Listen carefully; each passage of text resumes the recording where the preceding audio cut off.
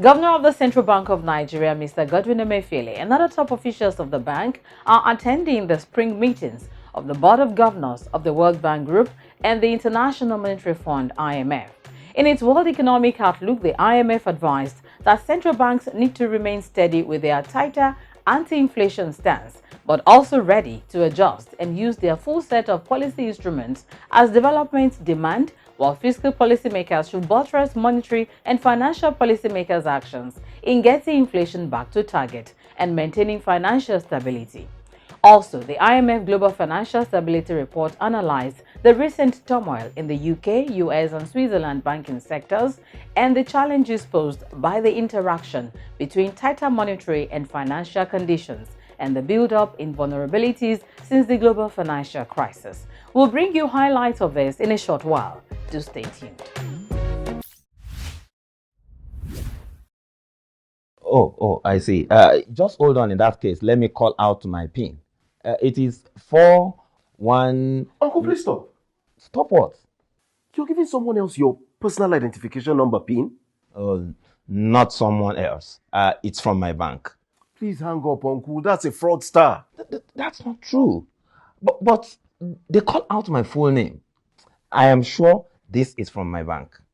Uncle, no bank is ever going to call you to ask for your personal identification number PIN, your mobile banking password, or your card verification code, CVC. But it sounded so genuine. Yes, hackers and fraudsters always sound genuine. But please, Uncle, don't fall for their bait. Don't respond to any phony emails, text message, SMS, and don't click on any link you're not sure of. Even if they call your date of birth or your BVN, don't give them your security details. If you suspect any issue with your account, please go to your bank. Oh, I see. This message is from the Central Bank of Nigeria.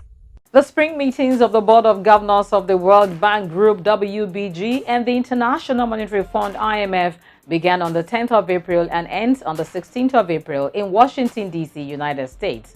The meetings bring together central bankers, ministers of finance and development, parliamentarians, private sector executives, civil society organizations, representatives, and academics to discuss issues of global concern.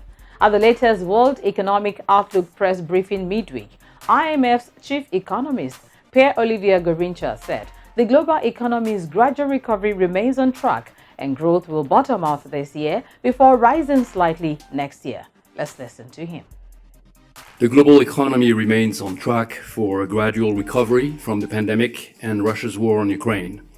China's reopened economy is rebounding strongly. Supply chain disruptions are unwinding, while the dislocations to energy and food markets caused by the war are receding. The massive and synchronized tightening of monetary policy by most central banks is starting to bring inflation back towards its targets. At the same time, serious financial stability-related downside risks have emerged. In our latest forecast, global growth will bottom out at 2.8% this year, before rising modestly to 3% next year, almost unchanged from our January projections. Global inflation will ease, although more slowly than initially anticipated, from 8.7% last year to 7% this year and 4.9% next year. This year's slowdown is concentrated in advanced economies, where growth is expected to fall to 1.3% this year, before increasing modestly next year.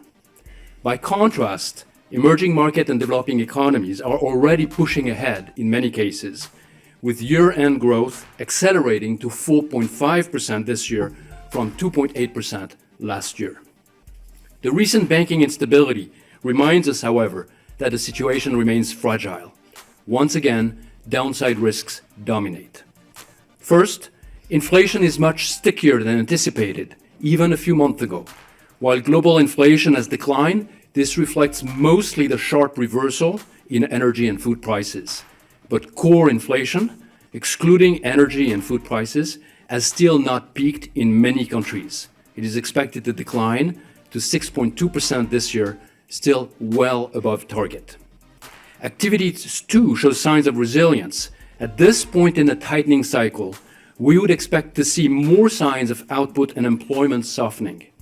Instead, Both output and inflation estimates have been revised upwards for the last 2 quarters, suggesting stronger than expected global demand. This may call for monetary policy to tighten further or to stay tighter for longer than currently anticipated. A sharp tightening of global financial conditions, which is sometimes called a risk-off event, would have a dramatic impact on credit conditions and public finances, especially in emerging market and developing economies. It would precipitate large capital outflows, a sudden increase in risk premia, a dollar appreciation in a rush towards safety, and major declines in global activity amid lower confidence. In such a severe downside scenario, global growth this year could fall to about 1%, an outcome whose probability we estimate at about 15%. We are therefore entering a tricky phase during which economic growth remains low by historical standards, financial risks have increased, yet inflation has not decisively turned the corner. Policymakers will need a steady hand and clear communication. First, with financial instability contained, monetary policy should remain focused on bringing inflation down, but stand ready to adjust promptly as financial developments might demand. A silver lining is that the contraction in bank lending could partially mitigate the need for further monetary policy tightening. But any expectation that central banks will prematurely surrender the inflation fight would have the opposite effect, lowering yields, supporting activity beyond what is warranted, and ultimately complicating the task of central banks. Fiscal policy can also play an active role. By cooling off economic activity, a tighter fiscal policy would support monetary objectives.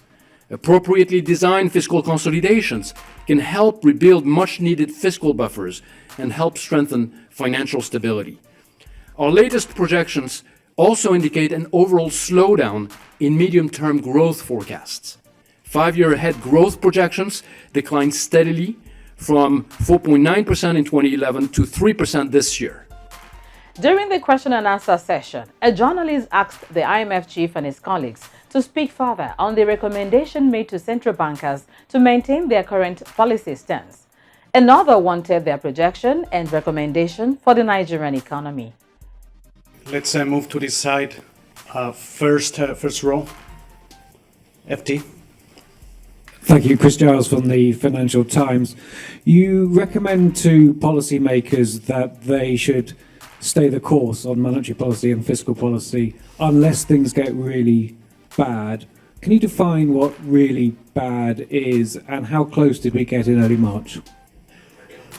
Well, we've had a lot of discussions around this very topic, as you can imagine, in the last few weeks, and we're still debating it internally.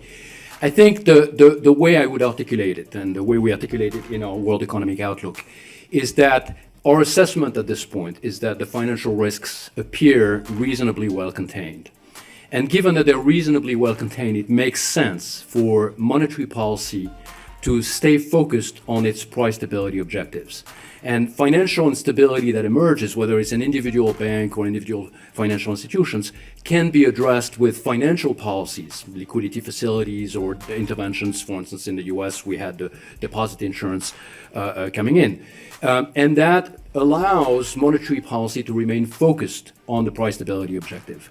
So monetary policy needs to stay focused on price stability. There's a very important reason for this, which is that if at this point central banks were to pivot away from price stability, then there is a chance that the fight against inflation would not succeed. Inflation expectations would start rising, inflation would prove even more persistent, and that in itself is also a source of macroeconomic instability, and that would feed even potentially further later on into financial instability as well. So we would not be gaining on any front.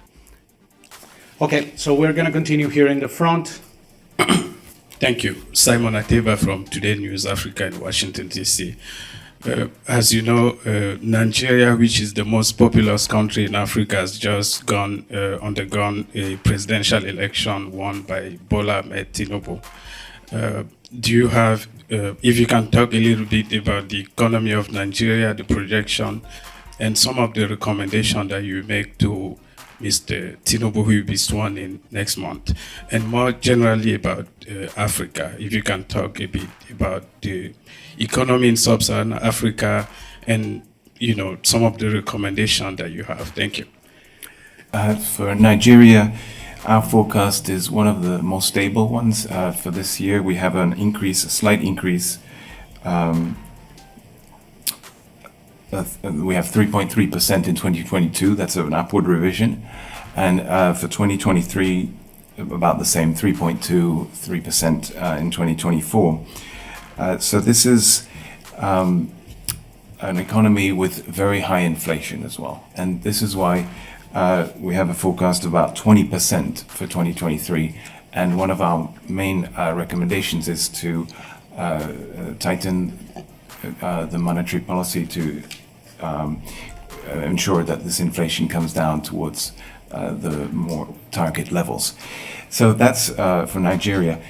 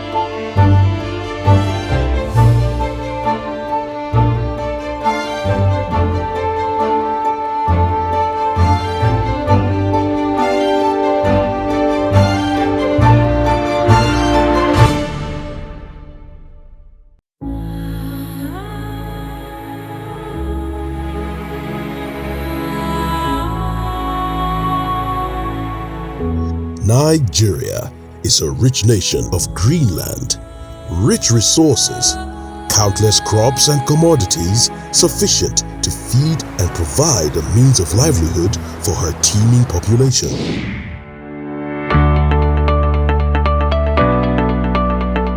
Chin up, Nigeria, the giant of Africa. Exciting times are here. We can be self-reliant and grow our economy if we work together to explore our potential.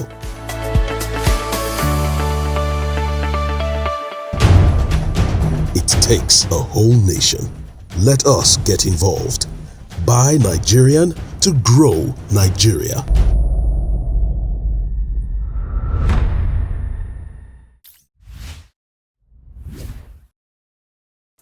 Thank you for staying tuned. This is From the CBN, a weekly program that brings to you reports and expert analysis of the actions, policies, events, and economic initiatives of the Central Bank of Nigeria, CBN. We started with the latest World Economic Outlook press briefing at the ongoing spring meetings of the World Bank Group WBG and the International Monetary Fund IMF, being attended by the CBN Governor, Mr. Godwin Emefiele, and other top officials of the bank. Now, during the Global Financial Stability Report press briefing, IMF Financial Counselor Tobias Adrian said interest rate rises can trigger banking sector vulnerabilities, but policymakers have the tools to contain those risks. He stressed that stability concerns are addressed through targeted tools, while monetary policy continues to address inflation. Here's more. A lot has happened since we last spoke in October, including the recent turmoil in the banking sector. How do you assess the global financial stability and in light of the recent events? We have seen turmoil in the banking sector in the US and in Switzerland. And that really reflects the heightened vulnerabilities that have been building up over years of low interest rates. As interest rates are being raised, vulnerabilities are appearing. We saw that already last October when we met here for the annual meetings, where we saw stress in the non-bank financial sector, in the UK more specifically at that time. And we have seen it in March in the banking sector in the US and Switzerland. There are certainly other vulnerabilities out there, and sharp adjustments in interest rates, sharp adjustments in expectations can trigger further stresses. I think one of the key lessons from both the March episode and the October episode is that while there are vulnerabilities that can be triggered and can test financial stability, there are also policy tools that are available to policymakers in central banks and in deposit insurance agencies, as well as finance ministries. And what we have seen is that these policy tools have been deployed in a very effective manner, so that any threat to financial stability was contained and abated very quickly. So vulnerabilities are there, but there are also many tools to contain risks to financial stability.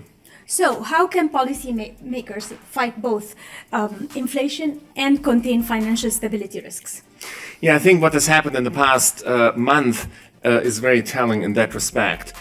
Central banks will always try to use tools separately to fight inflation via monetary policy and to ensure financial stability via other tools.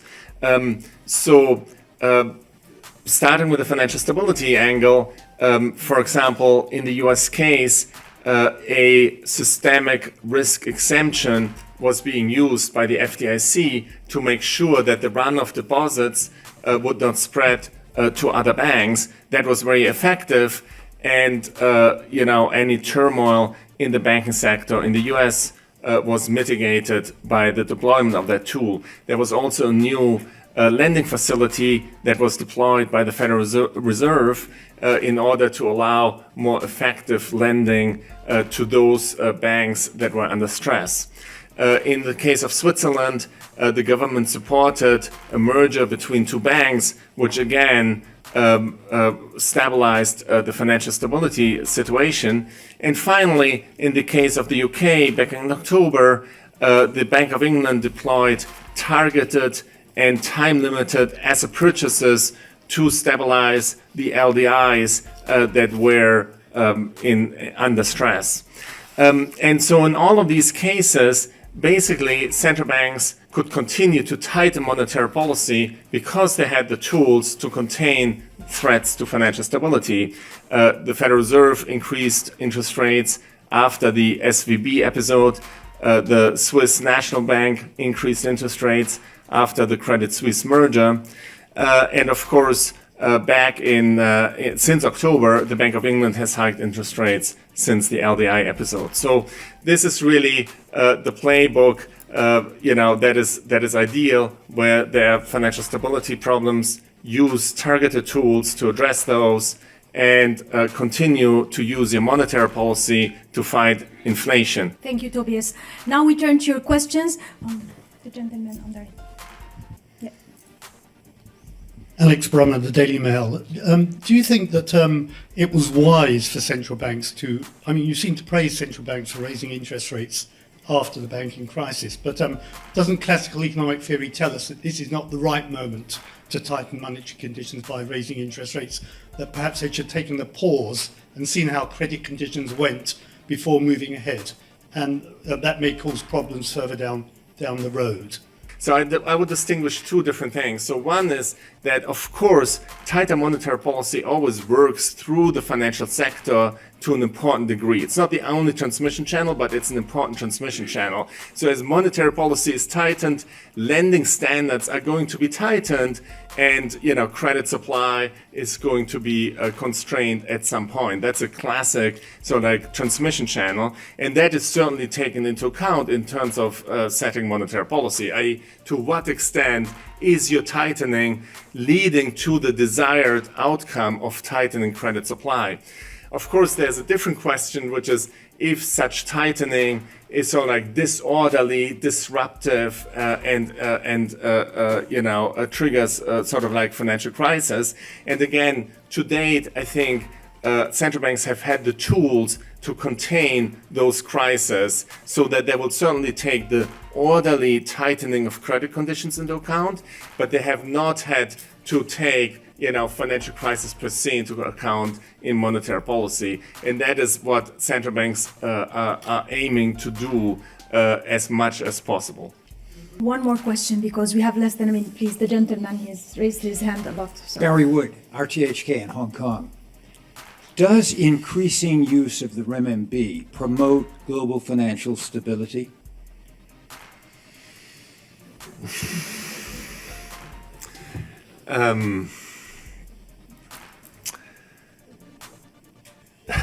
So that's a very good question. So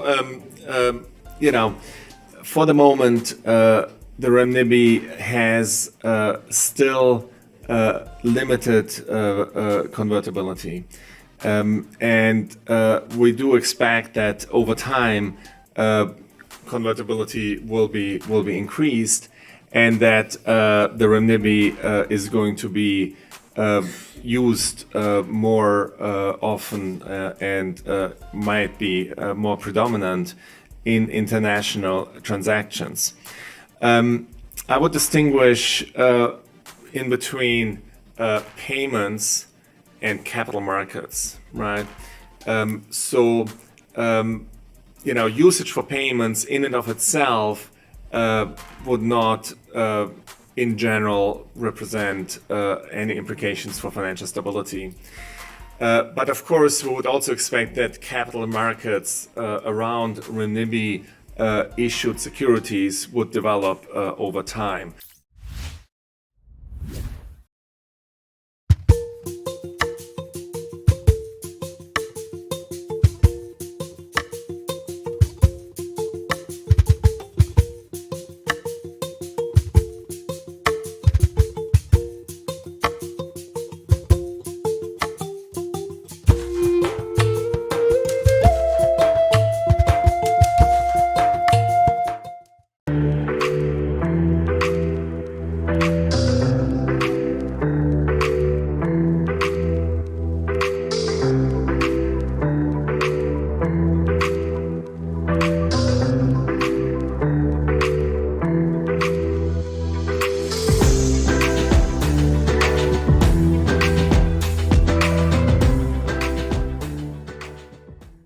It's a wrap from the CBN this week. Be careful not to fall for any fraudulent recruitment portal or loan schemes purportedly from the Central Bank of Nigeria. Get your information from trusted sources. Report unresolved banking issues to the CBN Consumer Protection Department using the email cpd@cbn.gov.ng. Attach relevant documents. Call the CBN Contact Center on the phone line +234 700 2255 226. Local call rates may apply. Write to us through the email address fromthecbn@gmail.com. Follow us on Facebook, YouTube, Instagram, and Twitter for updates and to watch uploaded episodes of the program. We invite you to join us again next time. I am Uliye Misi Dada. Stay safe and bye for now.